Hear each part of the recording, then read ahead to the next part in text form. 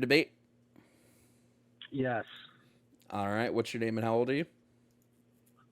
Nick, 42. All right, Nick, what are you here to talk about?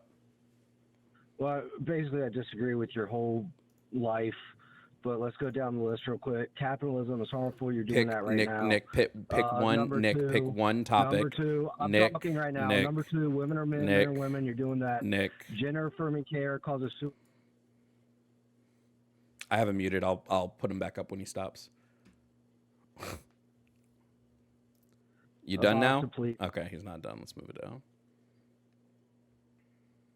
Let's talk about the main issue. Is you're atheist, so you have no moral standard to go by. Is that what you want to talk about, Nick? I muted you during all of that. That's what the overarching issue is here. Yeah. But the overarching issue is I'm atheist. You wouldn't have if you believed in a God and had an actual moral standard. Oh, okay. What's your what God do you believe in, Nick? What God do you believe in? The God, the one God, Jesus Christ, the God of the Bible. Okay, so what moral standard do you have when God said that slavery was okay in Leviticus 25? God never said slavery was okay. That's indentured servitude. Want to bet? There's no slavery in the Bible. Want to bet? Is it indentured servitude? Yeah. Wait, so answer me this question. Is it indentured servitude when you can take someone as your property and then gift them to your children to be property to your children and that they are property for life? Yeah, that indentured servitude? Yes, that was the less cruel way to do things back then instead of murdering them after war. Okay, so you believe that making someone property for life is indentured servitude? No, for life is not indentured servitude. Okay, great. So let's read Leviticus. Great.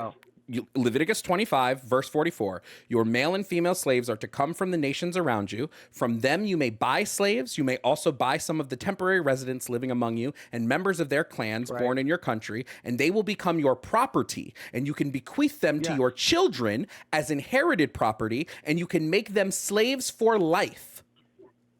Yeah, and a lot of times these people lived with the families, they loved them, they didn't want to leave. That's just a fact. But, I mean, that's really not what we're arguing about. We're arguing about... Yes, it is. We're talking about morals. You can have no morals if it does not come from God. We're talking... No morals. Your morals are that slavery is okay. No. No morals. You can have no morals if it does not come from God. Your morals are that slavery is okay, Nick. Okay, no, you cannot have a moral standard except from God. Where does your moral standard come my moral standard does not allow for slavery. Yours does. My moral standard, mine would come from scientific reasoning and logical reasoning. That's where my moral standard would come from. So it comes from your own self. It comes from yourself. Yes, morals are subjective. They come from humans. Okay. They don't exist outside of humans. What about Hitler? What about him? What about Hitler? He thought it was okay to murder Jews, and that was his moral standard. And I would disagree.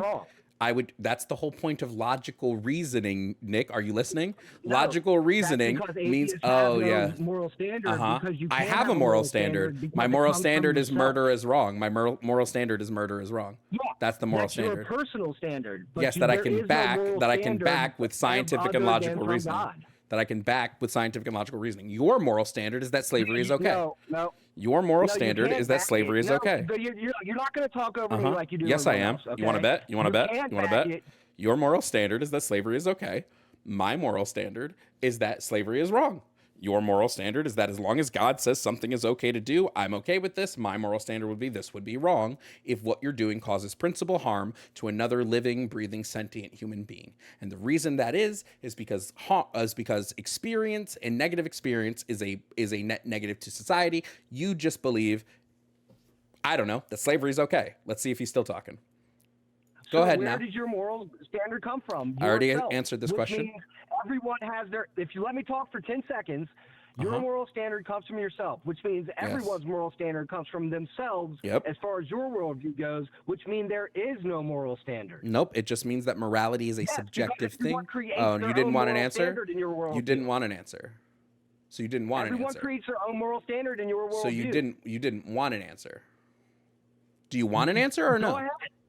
Great. Go fucking ahead, dumbass. Great. So again, to answer your question, my morality is based on scientific and logical reasoning, and we would argue, me and somebody else who has a differing morality, such as yourself, who believes that slavery is okay, we would argue the validity of these moralities and try to see which morality holds more logic.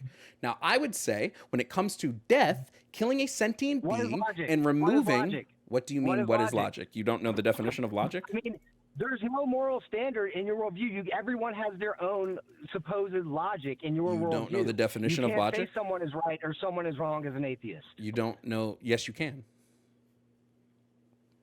Yeah, we can. No, you can't. Yes, we can. No, you can't. Yes, we can. Because there is no standard. Where does the standard come from? Yeah, again, it comes from a societal consensus. Yes, we can. No, okay, a societal consensus, that makes no sense. Then how can you say I know it someone is doesn't. wrong? I know if it there is doesn't no make moral sense standard? to you. I know it doesn't make sense to you. I know that. No, I know that it doesn't make sense sense. at all. Typically, when we're talking about like philosophical concepts such as logic, morality, and things like that, they tend to fly over the head of Christians. So I'll try to slow it down for you, and we'll see if maybe we can make it make sense for you. You're such a condescending asshole. Oh, am I? You have no clue what you're talking about. Oh. Then take care of. I mean, look. Oh. Look, you can't even take care. Oh. You're gonna see her try to lecture. Oh. Have no moral standard. Oh. If you had a brain, you would. Oh. Oh, are you done? You can Great. say all are you you? want, but Oh, are you? Aw. Are you done now? Okay. Are you done now? No, I'm not. I'm waiting for you. Great. So as I was saying, I'm going to explain to you how we come to decisions about morality when it comes to like philosophical logic and reasoning and scientific logic and reasoning, and why your morality is actually the one that's based on some subjective thing, right? Yes, your morality, your morality is subjective. That does not change. No, your morality, yes, he does. Yes, he does. I literally read you a passage. Does God, so God still thinks, okay, so God still thinks slavery is okay, and you think slavery is okay. You think it's okay for the Israel? No, I'm going to answer you if you be Go quiet. ahead. That's Go because ahead. in the Old Testament, we were under the law. In the New Testament, we were under the grace. It's a new covenant. This would be God changing his rules. So God changed his rules. You just said God never changes. It would be God creating a new covenant because we as humans were unable to live up to his original covenant and be obedient to God's law. Changed. Which are the only moral standard we have. So God changed what was okay. No, God did not in change. His. So then slavery is still okay.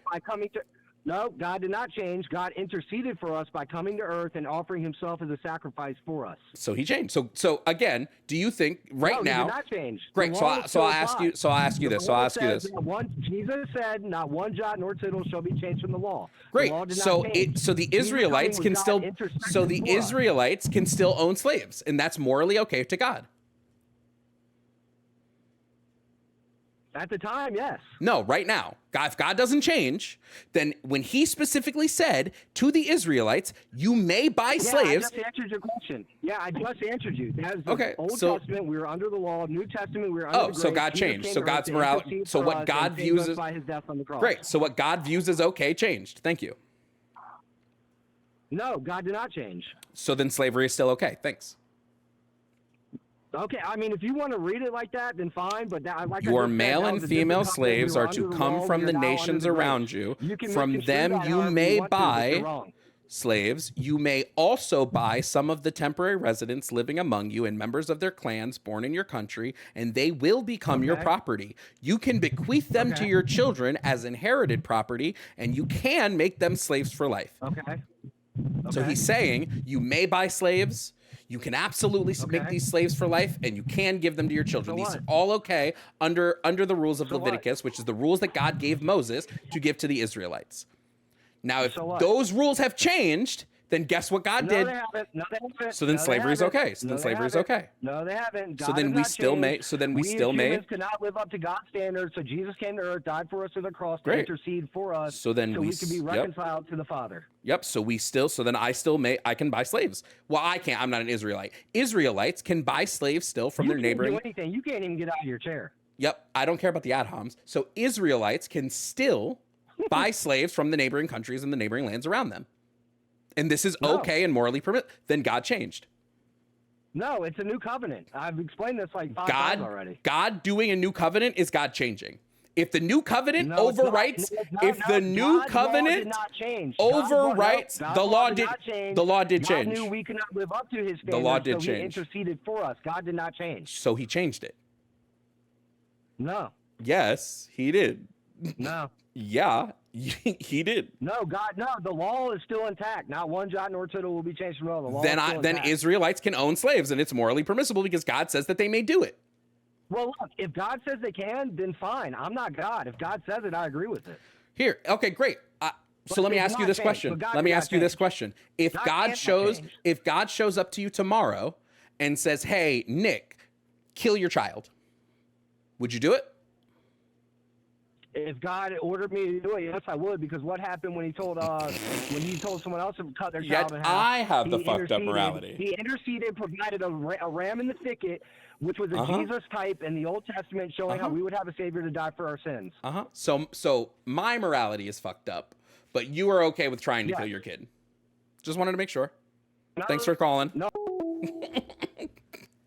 But my morality is fucked up. Got it.